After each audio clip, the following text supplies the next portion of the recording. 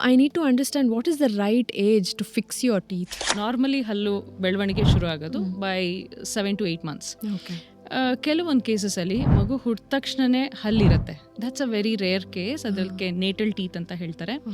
So ಅವಾಗ ಸುಮಾರು ಕಷ್ಟಗಳು ಅದೆಲ್ಲ ಇರುತ್ತೆ. But okay, will talk about the natural chronological order from when the teeth starts. That is around 7 to 8 months.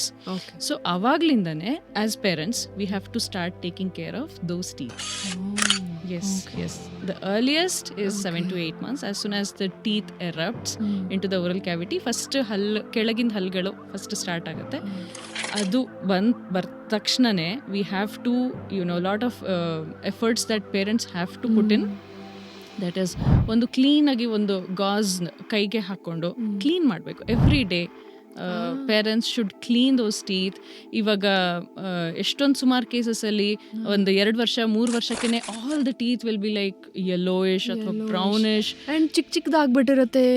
ಹುಳ ತಿಂದಿರುತ್ತೋ ಏನಾಗಿರುತ್ತೋ. I have seen people specially rural part of India, they don't care at all. ಈ ಹಲ್ಲು ಏನಾಗಲ್ಲ, ಇದು ಉದ್ರೋಗ್ಬಿಡುತ್ತೆ ಬಿಡು, ಏನಾಗಲ್ಲ, ಆ ಥರ ಇರುತ್ತೆ. What is happening? That's called nursing bottle caries ಅಂತ ಎಲ್ಲ ಹೇಳ್ತೀವಿ.